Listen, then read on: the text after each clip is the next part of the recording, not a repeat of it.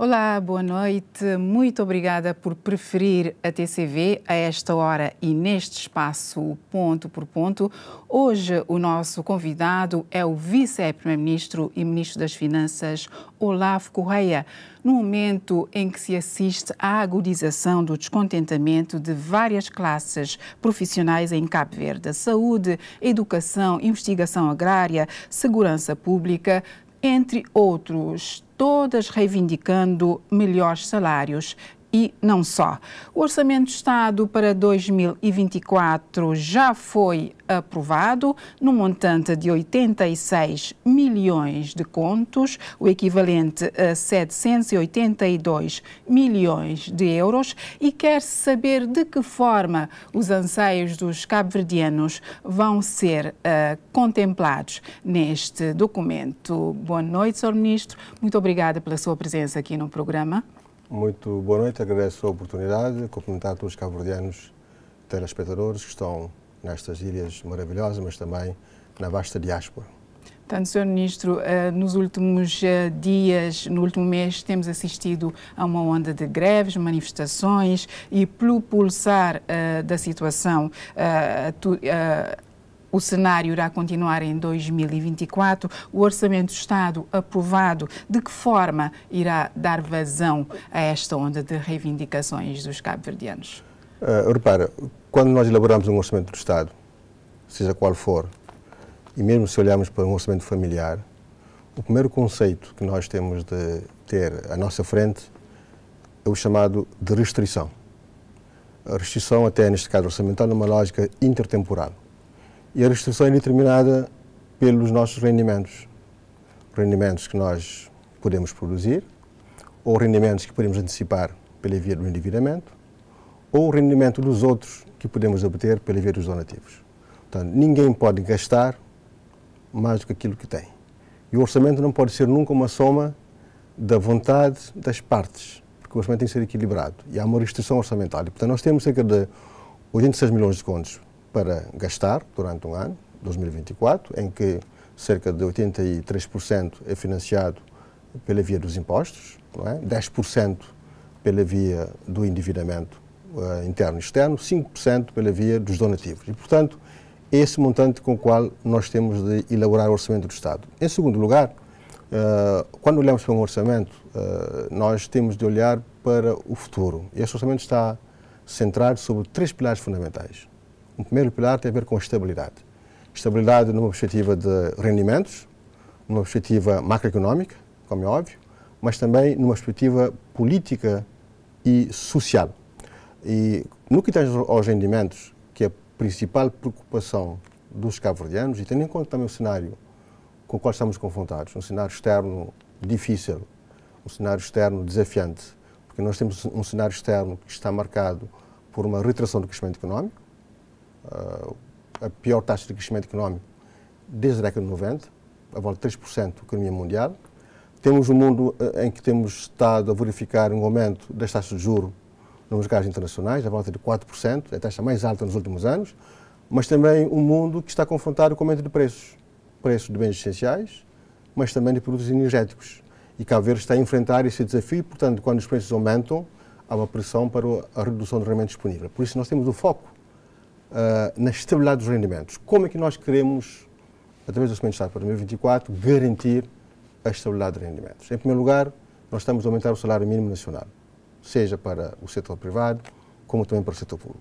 Em relação ao setor privado, que está a passar para 15 mil escudos para 2024, em relação ao setor público para 16 mil escudos, e temos um acordo de princípio para, em 2025, aumentar o salário mínimo para 17 mil escudos. Significa, quando comparamos com o salário mínimo que existia em 2016, é um aumento de cerca de 50%, o que é um aumento extraordinariamente relevante no contexto da evolução do salário mínimo nacional. Em segundo lugar, nós criamos as condições para que tenhamos um aumento da massa salarial global ao nível do Estado, à volta dos 3%. Ao mesmo tempo que estamos a implementar o plano de cargos, funções e remunerações, que vai também implicar, como é óbvio, um aumento das remunerações ao nível da alteração dos estatutos. Ao mesmo tempo também que vamos criar as condições para que os pensionistas tenham um aumento ao nível das suas remunerações, em função dos rendimentos, de 16 mil para 33 mil escuros, 2,8%, de 36 para 50 mil escuros, 2%, e de 50 mil escuros, 69 mil escuros, 1%. Mas, ao mesmo tempo, também, nós estamos a trabalhar para garantir as condições que possam permitir a eliminação da precariedade ao nível do setor público administrativo, seja no plano nacional como também no plano municipal.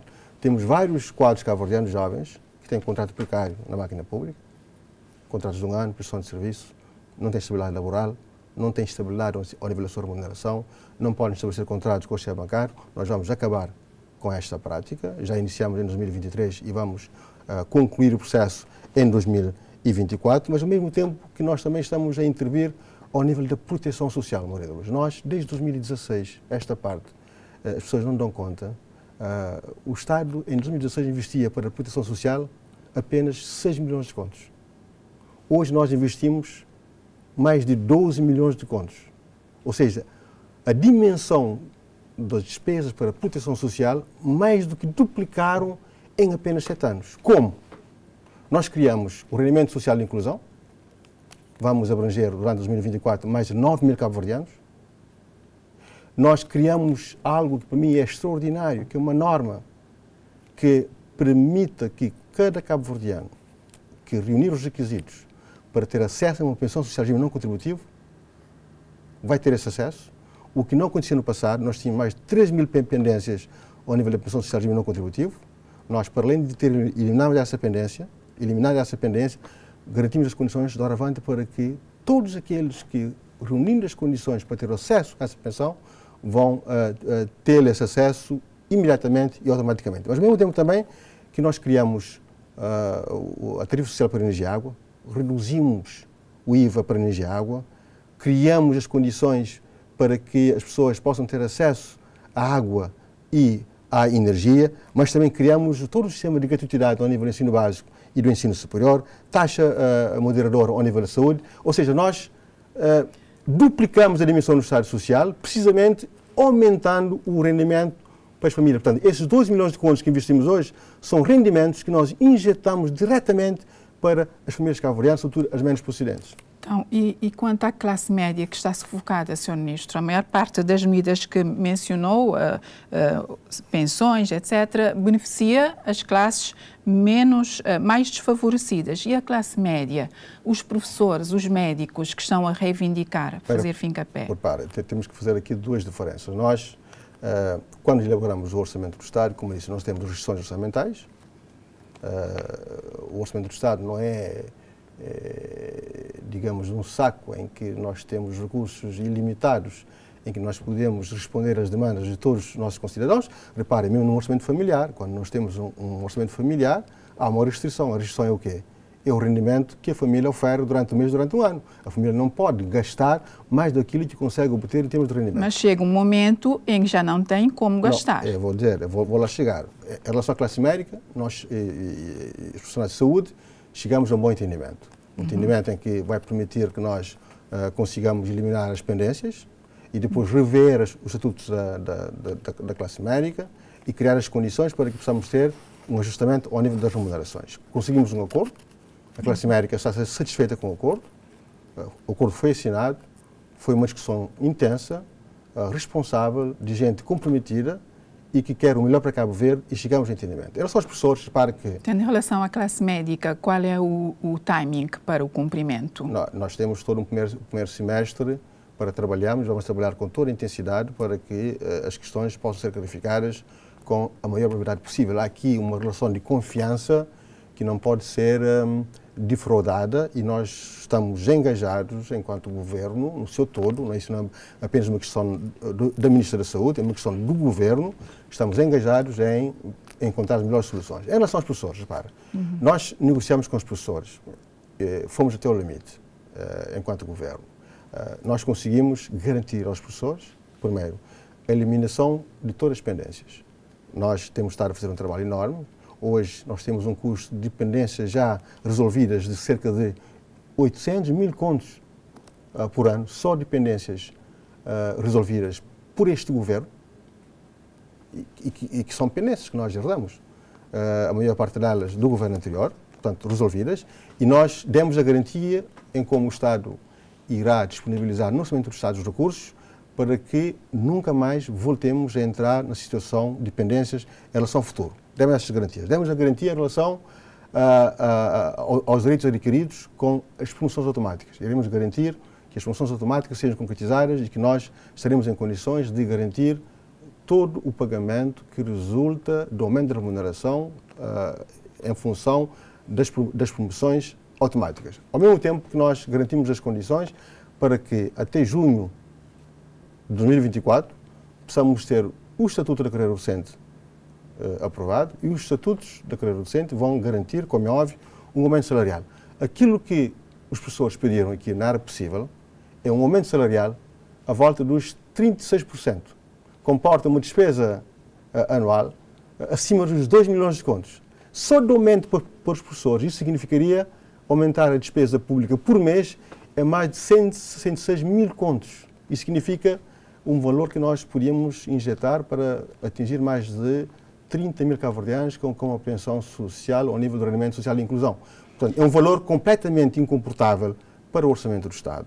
Isto não pode ser aceitável da parte do Governo e nós tínhamos proposto que devíamos abordar o tema do aumento salarial ao nível da alteração dos estatutos para a carreira docente. Nós não podemos, como é óbvio, acordar um aumento das remunerações para a classe docente que possa implicar um custo mensal de 160 mil contos e um custo anual de mais de 2 milhões de contos. Portanto, e qual é a saída, Sr. Ministro? Os professores garantiram que não vão desistir, inclusive vão congelar notas, entre outras ameaças. Esta não é a perspectiva responsável. A perspectiva responsável é a perspectiva do diálogo, da concertação, do compromisso. Temos exigências que são aceitáveis, o Governo está disponível para aceitá-las. Temos exigências que são incomportáveis. Quem é que vai garantir os recursos financeiros? Porque, repara, 2 milhões de contos a mais... No seu entender, que aumento, que percentagem seria comportável, Sr. Ministro? 2 milhões de contos a mais no Orçamento do Estado para 2024 significa, em primeiro lugar, ou encontrar uma receita correspondente a 2 milhões de contos, significa aumentar impostos, mais de 2 milhões de contos. Ninguém seguramente queria isto neste contexto. Dois, encontrar na despesa uma redução de 2 milhões de contos para fazer face a esse aumento dos salários para a classe docente. Completamente incomportável, isso não é factível, não é uma questão de eu ser Ministro das Finanças. O que seria factível, no seu entender? Factível é nós olharmos para o Estatuto da Carreira Docente com tranquilidade, vermos os aumentos que podem ser dados numa ótica faseada ao longo do tempo, para garantirmos um aumento do rendimento da classe docente, para fazer face não só à reposição do poder de compra, como também para melhorar os rendimentos em relação aos professores, porque nós queremos ter pessoas motivadas. Porque, repara, esse ambiente é um irritante que põe em causa a qualidade do sistema educativo. Que nós queremos um sistema educativo que possa estar ancorado em 3 pilares fundamentais. Primeiro, garantir o acesso a todos os jovens cabo-verdianos a uma educação. Segundo, a uma educação que garanta relevância para o mercado de trabalho. E, em terceiro lugar, uma educação de qualidade. E, para garantirmos qualidade, temos de ter um sistema educativo tranquilo, sereno. E esses ruídos irritantes devem ser eliminados. Nós queremos garantir isto, mas tem de ser num quadro de compromisso, razoabilidade, num quadro de responsabilidade em relação ao futuro de Cabo Verde, mas também olhando para aquilo que o país possa conceder em matéria de aumentos salariais apenas num único ano. Aquilo que se está a pedir em relação ao aumento salarial num único ano, 166 mil contos por mês, mais 2 milhões de contos por ano, só de aumento, não estou a falar das pendências ou da massa salarial, só de aumento, acrescenta mais. Isso, qualquer Ministro das Finanças que estivesse no meu lugar teria mesmo a dificuldade, porque isso é praticamente impossível encontrar uma solução no orçamento para viabilizar. Qual é a saída? É nós, primeiro, dar essa garantia da eliminação das pendências. Completamente eliminar as pendências, todas, e dar as garantias em como não voltaremos à situação de dependência no futuro.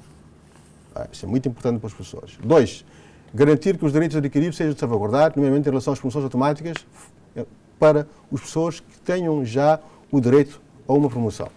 Garantido. Okay? Depois, a garantia em como temos um calendário para até junho de 2024, termos os estatutos da carreira docente aprovados para que em julho possa entrar em vigor. E no quadro destes estatutos, então, analisar os aumentos salariais que nós podemos dar numa ótica faseada ao longo do ano, plurianual, para permitir que os professores possam ter uma remuneração melhor. Nós queremos que todas as classes tenham uma boa remuneração. Qualquer governante que se preze quer que os seus concidadãos tenham uma melhor remuneração, como é óbvio, mas tem que ser no quadro daquilo que o país possa comportar e o orçamento global possa comportar. Portanto, Sr. Ministro, há de convir que existe muita injustiça salarial em Cabo Verde. Vou só citar alguns exemplos. Por exemplo, no INE, um técnico em início de carreira tem um salário base de 109 mil. Nos registros e notariado, um técnico em início de carreira tem um salário de 107 mil. Um médico em início de carreira tem um salário base de 87 mil. Um professor licenciado tem um salário base de 78 mil. Um jornalista licenciado na RTC, por exemplo, onde a massa dos colaboradores tem a fama de gorda, preguiçosa, ganha bem e não gosta de ser avaliada, portanto, dizia, um jornalista licenciado na RTC tem um salário base de 70 mil escudos. Muita disparidade, Sr. Ministro. Não, repara, como corrigir esta injustiça salarial? Maria da Luz, repare o seguinte, nós temos que ser justos. Este é o governo que conseguiu fazer 3 coisas ao mesmo tempo. E muitas vezes as pessoas não dão valor àquilo que estamos a fazer. Primeiro, pensionistas. Qualquer pensionista hoje, qualquer pensionista cabo-verdiano hoje, qualquer cidadão cabo-verdiano hoje, que reúne os requisitos para ter acesso a uma pensão regime não contributivo, vai tê-lo automaticamente. Não haverá nenhuma restrição orçamental para impedir que um cabo-verdiano que reunir os requisitos para ter acesso a uma pensão social regime não contributivo não tenha esse acesso. Ponto número 1. Isso não existia antes. Tínhamos 3 independências. Ponto número 1. Ponto número 2. Precários na máquina pública. Nenhum governo anterior ao nosso abordou esse tema com responsabilidade. Precariedade na máquina pública não pode continuar.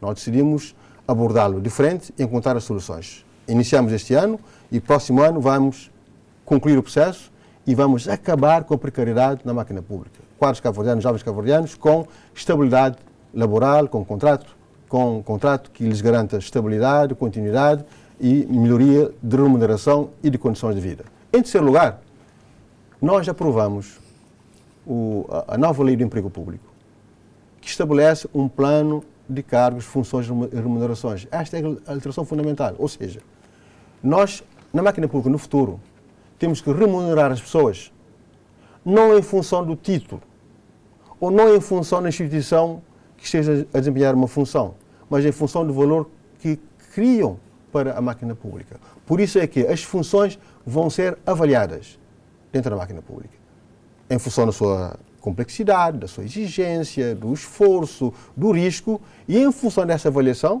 vamos então remunerar os postos na administração pública. E nós vamos acabar com essas disparidades que acabou de dizer.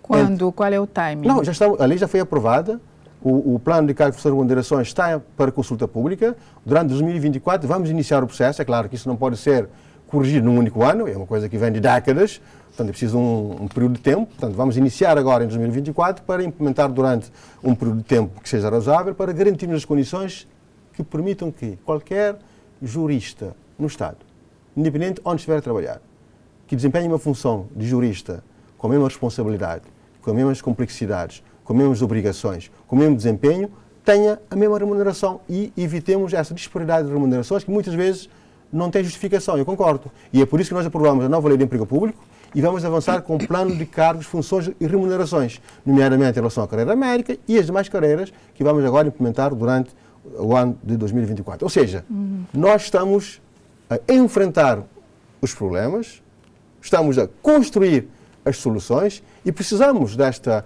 coligação de lideranças, são governos, sindicatos, os colaboradores, para que possamos vencer esses desafios, que são desafios que vêm de décadas, são problemas que vêm de muitos anos, que não podem ser resolvidos num ai, com um toque no botão. É preciso um tempo de maturação. Mas convém definir prioridades. Não, já estamos. Não, vamos avançar com toda a energia, porque esse é um aspecto fundamental para que possamos ter um Estado mais capacitado, um Estado mais responsivo, um Estado que seja um instrumento de desenvolvimento e um Estado também que seja justo em matéria de sua remuneração, porque o patrão é o único, é o Estado. E não podemos ter pessoas que fazem as mesmas coisas, têm as mesmas responsabilidades, correm o mesmo risco, não é? E trabalham por mesmo patrão, que é o Estado, e depois têm remunerações com disparidades, muitas vezes injustificadas. Portanto, nós já identificámos o problema há muitos anos, estamos a trabalhar, por isso nós já aprovámos a Lei de Emprego Público, já temos o plano de cargos, funções e remunerações pronto, que já está na consulta pública e vamos, durante 2024, iniciar a implementação desta lei para corrigir... No primeiro semestre, no segundo semestre? Não, já em janeiro, estamos a trabalhar com toda a velocidade. Agora, é que nós precisamos, como é óbvio, de uma coligação de lideranças para podermos corrigir essas disfunções, essas disfuncionalidades e vamos, no final, ter um sistema que será o melhor sistema para o país, que será o melhor sistema para os nossos colaboradores na máquina pública e será o melhor sistema na perspectiva da construção de um Cabo Verde melhor, mais envolvido, criador de oportunidades, que valorize o mérito, que valorize o esforço e que valorize o desempenho de cada um em função do valor que cria para a comunidade e para o seu concidadão. Sr. Ministro, falou há instantes da questão da restrição, que o orçamento tem que verificar o quesito restrição, mas considera-se que foi o aumento de 17% e 18% que o Governo concedeu ao governador do BCV e aos administradores do BCV que terá despoletado esta onda de reivindicações. Qual é a sua leitura? Não, repara, no BCV aquilo que nós fizemos foi um ajustamento... Quer dizer, a restrição não é para todos. Não, repara. Primeiro, a alteração a nível do BCV não impacta o orçamento do Estado. Não? O impacto no orçamento do Estado é zero. Então, não vamos confundir as coisas. Não é? O orçamento do BCV não impacta o orçamento do Estado. 2, estamos a falar de 5 pessoas. Não é? E de um órgão de supervisão que tinha disfunções salariais em que um diretor podia oferir um salário superior ao governador ou que um técnico consultor pode oferir um salário superior ao governador. Então, é uma hipótese, é uma situação nominal. Nunca aconteceu, Sr. Ministro. Não aconteceu, sempre ganharam mais. Nunca aconteceu que um diretor ganhe mais que um administrador da BCV. Não. É uma situação nominal. Um técnico consultor pode, em função do nível de carreiras que nós temos no BCV, e há situações concretas em que isto acontece. E nós mandamos fazer uma análise. Repare, nem sequer foi o Governo, há uma comissão de remunerações que fez uma análise, que detectou essas disfuncionalidades e que recomendou essa correção. Fizemos essa correção para os 5 administradores do BCV para criar um quadro em que os diretores ou os técnicos consultores nunca poderão ganhar mais do que o governador ou que os administradores. Mas nunca ganham mais, porque os administradores e o governador têm outras regalias, como subsídio de renda de casa, como subsídio de representação, como subsídio de comunicação. Mas isso são outras questões, não tem nada a ver com a remuneração. Isso é para o cargo, porque o diretor não é o governador. Um diretor do Ministério das Finanças não é o ministro. Não se pode fazer essa comparação absoluta, porque senão não criaríamos esses instrumentos, porque a função que eu desempenho enquanto ministro não desempenha um diretor de um departamento meu, é igual para o BCV. Então, essa comparação não pode ser feita. Agora, aquilo que é importante é que havia uma disfunção que foi corrigida, ok?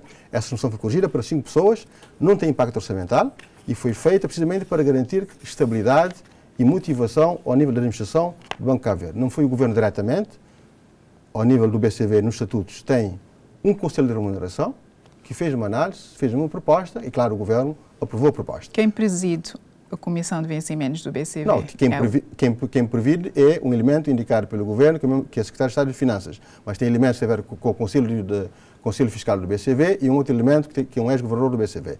Portanto, esse Conselho de Remuneração fez uma análise comparada daquilo que é a remuneração no BCV com as demais instituições financeiras, fez uma análise interna da remuneração no BCV, constatou essa anomalia e propôs essa correção e o Governo anuiu essa proposta e fizemos essa alteração. Agora, isto não tem impacto no Orçamento do Estado. O Orçamento do Estado de Cabo Verde, aquilo que nós já fizemos em matéria de remunerações, em matéria do aumento da proteção social, nenhum outro governo terá feito na história económica de Cabo Verde. Nenhum governo na história económica de Cabo Verde terá duplicado a despesa para a proteção social em apenas 7 anos. Apenas o nosso governo. O Dr. Moreira Douros sabe se existia em 2016 rendimento social de inclusão? Existia tarifa social para energia e água? existia gratuidade para o ensino básico e o ensino superior, existia IVA reduzido para a energia e para a água, existia todo o regime de incentivo para a inclusão produtiva, e eu posso listar aqui mais outros incentivos que criamos ao nível da proteção social. Duplicamos a dimensão da despesa pública para a proteção social. Isso significa injeção direta de rendimento. Mas nós, ao nível das remunerações, nós aumentamos de forma substancial as remunerações na máquina pública, seja pela via da regulação de pendências, promoções, progressões, reclassificações, seja pela via do aumento também dos recursos humanos ao nível da administração pública. Nós tivemos um aumento substancial ao nível dos custos com a remuneração para os colaboradores na máquina pública. É claro que, em face do contexto que estamos a enfrentar, um contexto externo complicado, do aumento de preços nos mercados internacionais, da pressão para o aumento de preços dos bens de primeira necessidade, isso, aumento de preços é a inflação, é claro que há uma pressão para uma redução de rendimento, e em todos os países do mundo, Maria da Luz. Eu acompanho o mundo inteiro, em Portugal, em França, nos Estados Unidos, em toda a parte do mundo, as pessoas estão a sentir os efeitos da pandemia da Covid-19 e agora desta guerra na Ucrânia, e esse mundo que está envolto num quadro de conflito geopolítico e geoestratégico com impactos diretos em Cabo Verde, para além também das alterações climáticas, dos efeitos das alterações climáticas que impendem sobre o contexto africano e sobre Cabo Verde. Portanto, o contexto hoje não é um contexto fácil. Em toda a parte do mundo, as pessoas, a classe média, está a enfrentar um contexto difícil. E nós temos todos de ser solidários para que possamos enfrentar esta fase. E, felizmente, Cabo Verde está numa trajetória de crescimento e de recuperação que vai permitir que, no futuro, possamos ir melhorando os rendimentos para aqueles que trabalham para o Estado, mas também criando mais empregos para aqueles que trabalham no setor privado e para aqueles que estão fora do mercado de trabalho e que precisam de uma oportunidade de emprego para terem acesso ao rendimento ao nível dos vários setores da economia cabo-verdiana. Portanto, o orçamento aprovado na sexta-feira passada tem um valor de 86 mil milhões de escudos, exatamente, cerca de 782 milhões de euros. O grupo de apoio orçamental irá assegurar apenas 50 ou 60 milhões de euros. Onde ir buscar 700 e tal milhões de euros? Eu sou daqueles que defendem que um país não se desenvolve ancorado na ajuda pública. A ajuda pública é importante momentaneamente. Nós somos gratos aos nossos doadores, nomeadamente ao nível do grupo de apoio orçamental, que fazem um esforço titânico para ajudar Cabo Verde, sobretudo nesta fase difícil também que eles próprios enfrentam.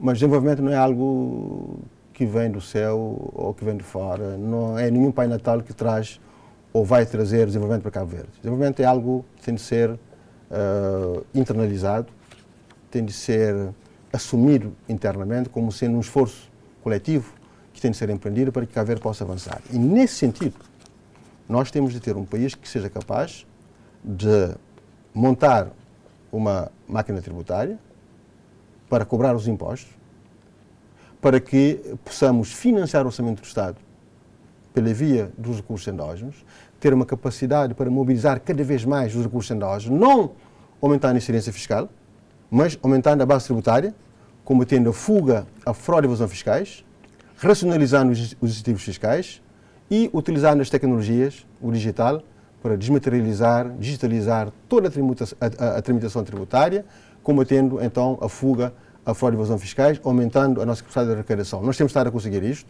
Hoje, Cabo Verde cobra cerca de 19% do PIB de receitas fiscais, mas nós temos capacidade para irmos muito mais longe do que este valor e temos uma equipa que está motivada e estamos a trabalhar ao nível do quadro legal, ao nível da motivação dos recursos humanos, ao nível das soluções tecnológicas, nomeadamente faturação eletrónica, comércio eletrónica, transmissão eletrónica de ficheiros, toda a desmaterialização da tramitação tributária, a formalização do setor informal. Portanto, tudo isso vai ajudar a que nós consigamos aumentar a base tributária, não é?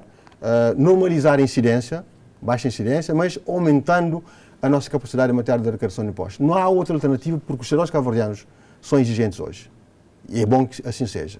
Querem serviços de qualidade, querem infraestruturas de qualidade em todas as ilhas de Cabo Verde, mas tudo isso só podemos garantir se nós conseguirmos cobrar os impostos, porque isso não pode ser à custa do endividamento crescente, nem à custa dos donativos, que, em teoria, nos próximos anos, tenderá a diminuir, sobretudo em porcentagem do PIB. Portanto, isto vai ser financiado cada vez mais pela via dos impostos internos e nós vamos garantir as condições para cobrarmos sem estarmos a aumentar a incidência fiscal. Felizmente, os dados têm sido muito positivos em relação a essa matéria. Temos uma equipa muito motivada e forte e vamos melhorar ainda mais para que consigamos entregar esses resultados à nação cabo-verdiana. Mas, ao mesmo tempo, também, nós sublinhamos aqui o apoio dos nossos parceiros, nomeadamente o Grupo de Apoio Orçamental, que nos ajuda por ano entre 50 e 60 milhões de euros, mas também os nossos parceiros multilaterais, que colocam à disposição de Cabo Verde financiamentos concessionais com 7 anos de carência para pagar a 40 anos, com taxa de juros à volta de 0%, que nós estamos a utilizar para investirmos no setor da água, do saneamento, das infraestruturas, da mobilidade ao nível dos transportes marítimos e outros setores que são fundamentais para, ao nível da transição energética, para acelerarmos as reformas económicas, para podermos aumentar o potencial de crescimento da nossa economia, que tem de passar dos 5% para valores à volta de 10%, mas isso pela via das reformas que devem ser aceleradas nos mais diversos domínios da atividade económica em Cabo Verde. Portanto, uma preocupação tem que ver com a dívida pública, para que não aumente muito mais. Não, a dívida pública, esse é um debate que está enviesado. A dívida pública nominal tem de aumentar. Isso é como numa família. O importante não é quanto que a pessoa deve. O importante é o rendimento. É quanto que a pessoa deve em função do rendimento que oferece. Eu posso ter uma dívida nominal muito pequena, mas se o meu rendimento for muito pequeno, então eu estou altamente endividado. Mas eu posso ter uma dívida superior, mas se o meu rendimento for maior, então eu tenho que começar para pagar. A questão que se coloca é como é que nós podemos antecipar os rendimentos para ver o endividamento e investir em áreas que possam criar valor para a economia cabo-verdiana e depois gerar rendimentos e pagar a dívida. E nós, Cabo Verde foi identificado e foi premiado, do ponto de vista da reputação, como um dos 2 países que melhores resultados conseguiu apresentar nos últimos anos em matéria de redução da dívida pública em porcentagem do PIB. Não sou eu a dizer, é o Fundo Monetário Internacional e o Banco Mundial a fazer essa informação num quadro de comparação de Cabo Verde com todos os demais países a nível mundial. Hein? Cabo Verde faz parte de um grupo restrito de 2 países com melhor desempenho ao nível da redução da dívida pública em porcentagem do PIB. Ou seja, a dívida nominal tem de aumentar porque nós não temos ainda um orçamento que tenha um superávit suficiente para permitir que financiemos o Estado, mas ao mesmo tempo financiemos as infraestruturas. Temos que continuar a financiar, mas só dívida concessional, junto do Banco Africano, junto do Banco Mundial, junto do BADA e demais bancos multilaterais de desenvolvimento, para pagar a 40 anos, 7 anos de carência, taxa de juros à volta de 0%, para investirmos em áreas que são fundamentais para o nosso futuro. Transição energética, transição digital, conectividades, acessibilidades terrestres, água para o consumo humano, água para a água, como é óbvio, saneamento básico, não é? Educação, saúde, são áreas que são fundamentais, em que nós temos de investir para podermos garantir serviços de qualidade aos nossos concidadãos. Agora, tem que ser em áreas que possam aportar rendimentos futuros, e são esses rendimentos agora, através dos impostos, que vão permitir ao Estado pagar a dívida. E se isso acontecer, não temos problemas em relação à dívida nominal, mas a dívida em percentagem do PIB vai continuar a diminuir. Passamos de 140% para 110% e vamos continuar a diminuir para atingirmos um patamar de 100% do PIB nos próximos anos, e nós temos sido elogiados nessa matéria. Cabo Verde tem feito um progresso extraordinário no que tange a redução da dívida pública em percentagem do PIB. Mas a dívida nominal vai ter de continuar a aumentar, porque sem isto não conseguiremos fazer estradas, portos, aeroportos, investir na água, no saneamento, na saúde, na educação e mesmo na inclusão social e no capital humano. Sr. Ministro, lancemos um olhar sobre as empresas públicas que continuam a ter problemas de autofinanciamento, como a TACV, por exemplo, continua a receber avalos do Estado, não tem capacidade de autofinanciamento. O Governo pensa reprivatizar a TACV ainda antes do fim deste mandato, quer dizer, antes de 2026? Pode acontecer, mas nesta fase o mais importante é garantirmos que a empresa se estabilize do ponto de vista operacional, do ponto de vista financeiro. É uma empresa que tem uma importância não só ao nível do seu balanço, mas tem um impacto extremamente relevante ao nível das externalidades para a economia cabo-verdiana. Portanto, se fosse apenas pela TACV, eventualmente que não teríamos a TACV hoje. Mas a TACV tem um impacto em termos de externalidades muito como relevante. Assim? Como assim? Por exemplo, só dois aspectos. Cabo Verde é um país pequeno, precisa de ter mercado para se desenvolver. Quanto mais fácil for a mobilidade externa, para trazermos não só cabo-verdianos que estão na diáspora, mas também estrangeiros para o mercado cabo-verdiano, conseguiremos não só dinamizar o turismo, nós estamos já aproximamos dos 1 milhão de turistas, mas também criar aqui um mercado para que os demais setores, numa lógica de cadeia de valor, possam ter oportunidades. Primeiro. Segundo, é que nas várias rotas onde nós temos, ou podemos ter monopólio, nomeadamente de uma companhia aérea, não vou aqui referir o nome, nós sabemos que quando temos apenas uma empresa a operar, a diferença de preços é abismal. Isso tem um custo enorme para os cidadãos, para as famílias, para as empresas e para a economia cabo-verdiana. E, portanto, nós não podemos olhar para a TSV apenas ao nível do seu balanço. É importante também, como é óbvio, não é? Mas temos que olhar para as externalidades que a empresa provoca, positiva, para a economia cabo-verdiana, em termos de preços ao nível da mobilidade externa, mas também ao nível da criação de oportunidades para que os demais setores da atividade económica tenham mais oportunidades de mercado.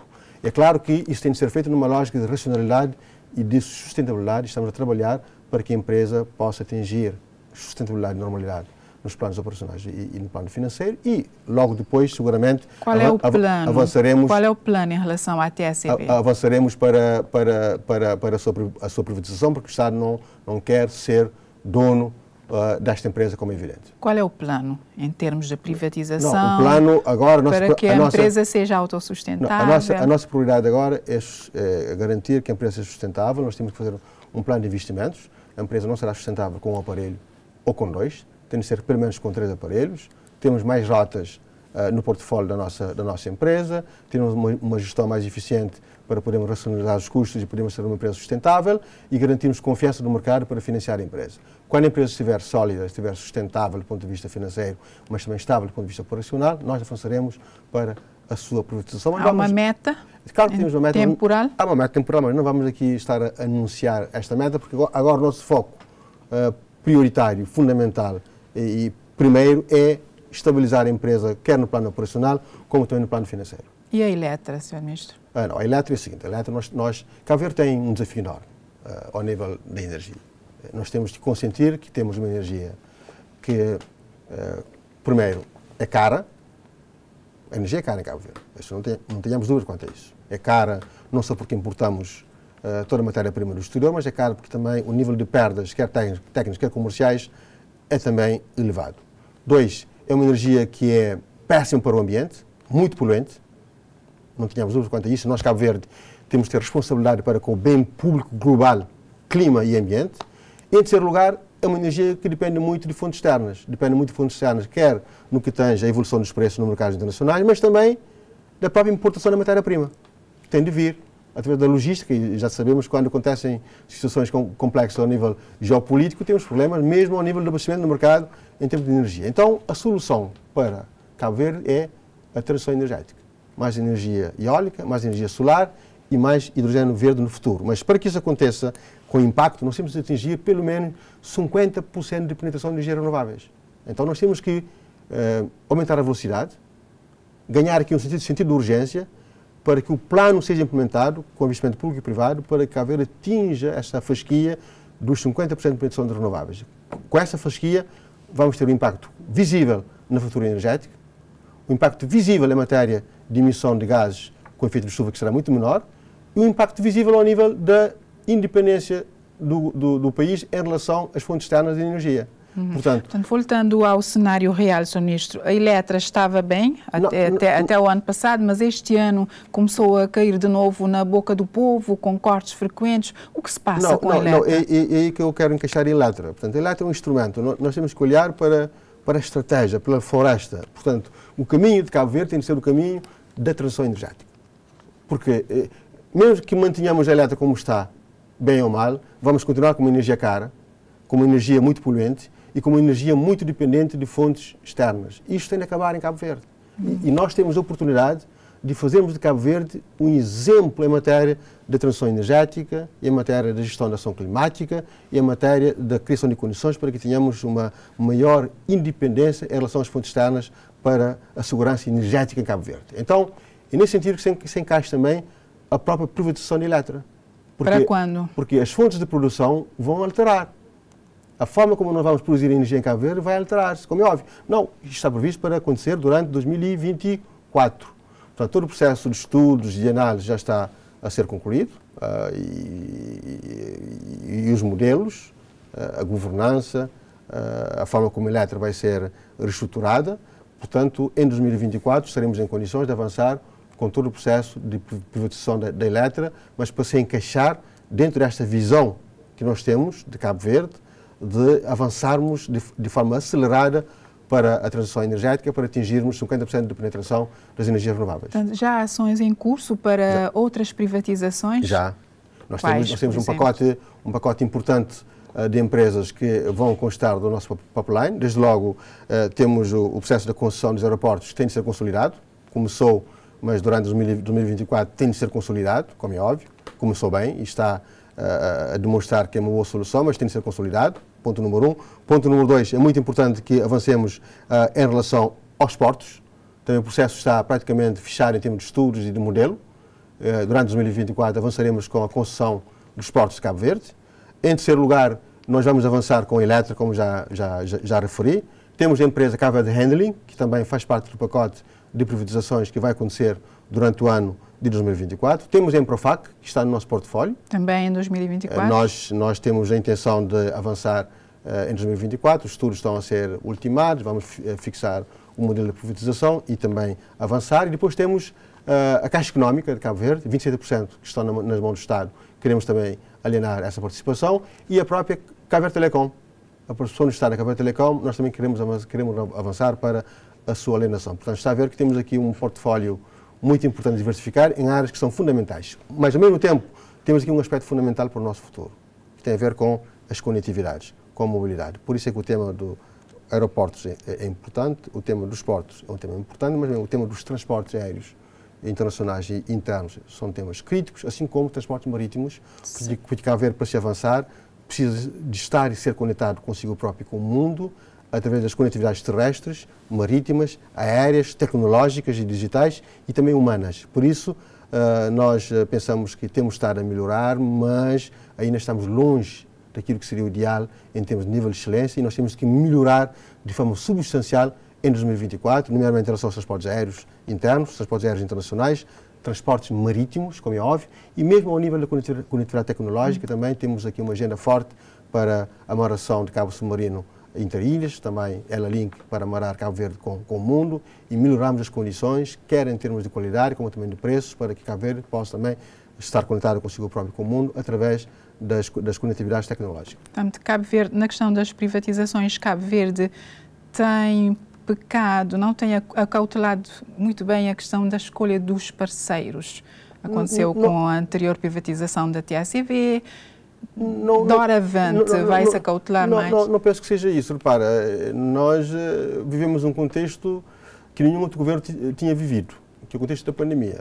Alterou muita coisa, sobretudo na área dos transportes, seja marítimos como também aéreos. Infelizmente, nós fizemos uma privatização antes da pandemia, aconteceu a pandemia da Covid-19 e o setor foi altamente impactado em toda a parte do mundo. Centenas de empresas foram à falência. Em todos os estados, na maior parte dos estados do mundo, houve intervenção pública para salvar as empresas, não só públicas, mas também privadas, que estavam a intervir no setor dos transportes aéreos e, portanto, isso aconteceu. É óbvio que nós aprendemos sempre com aquilo que estamos a fazer, somos a cada dia mais inteligentes. Mas a escolha do parceiro foi feliz em relação à anterior privatização da TACV? Não, foi feliz, mas infelizmente fomos apanhados por um furacão que foi a pandemia da Covid-19, que estragou tudo, infelizmente, mas nós temos que ser fortes e resilientes para irmos procurar novos parceiros para que possamos encontrar as soluções na linha daquilo que nós queremos fazer, que é ter uma empresa privada, privatizada e que preste um serviço que também é público, mas também seja um fator e um acelerador da dinâmica de desenvolvimento de Cabo Verde. Sr. Ministro, só para terminar, o Grupo de Apoio Orçamental fez uma série de recomendações a Cabo Verde. Uma das recomendações tem a ver com lança um alerta para o recurso recorrente ao ajuste direto, o que pode prejudicar a relação preço-qualidade nas aquisições públicas, segundo o GAU. Não, repara, assim, o que o Gol disse, e eu também digo isto, não é? Isso não é nenhuma novidade, aquilo que o Grupo de Apoio Orçamental afirmou, aliás, nós aqui demos essa informação. É óbvio que nos contratos de pequenos valores, e acontece muito na esfera pública, havia mais recorrente é o ajuste direto. O ajuste direto ou o concurso restrito, como é óbvio, porque não se vai, por um contrato de pequeno porte, de pequeno valor, estar a lançar um concurso público, que muitas vezes demora muito tempo, e depois cria também todo um estrangulamento na execução, digamos, do Orçamento do Estado e até na implementação das medidas de políticas públicas, como é óbvio.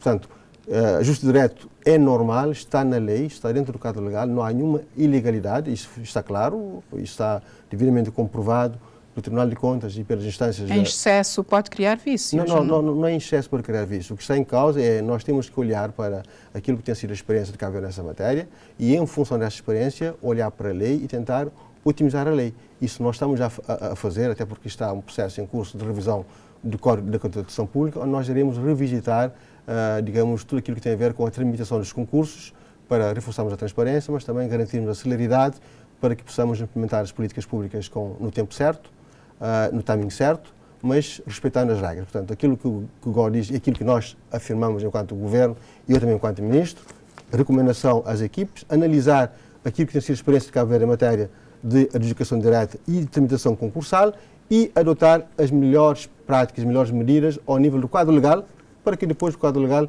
possa ser respeitado e, por isso, é uma recomendação normal e óbvia em relação àquilo que tem sido a adjudicação direta, mas Cabo Verde tem sido um exemplo, tem sido referenciado como sendo um país cumpridor em matéria de transparência e da boa governação na gestão da coisa pública, seja no contexto africano, como também no contexto mundial. E, portanto, mas nós temos sempre aspectos a melhorar e temos que estar atentos aos aspectos que devem ser melhorados e temos de melhorar aquilo que tem de ser melhorado. Sr. Ministro, só nos resta agradecer a sua presença aqui no programa Ponto por Ponto, a sua pronta disponibilidade em cá estar. Eu que agradeço e muito obrigado, e vamos continuar a trabalhar com sentido de urgência para fazermos acontecer hoje aquilo que tem de acontecer hoje, mas também com velocidade para podermos ganhar tempo e fazermos as coisas no tempo certo e com impacto nas pessoas através da criação de empregos e de oportunidades para que todos possam viver com dignidade e indignidade e feliz nesta grande nação que é Cabo Verde. Muito obrigada, boa noite para si, boa noite também ao estimado telespectador e agradecemos por facto de ter acompanhado a conversa com o Vice-Primeiro-Ministro e Ministro das Finanças, Olavo Correia. Boa noite. Boa noite e muito obrigado.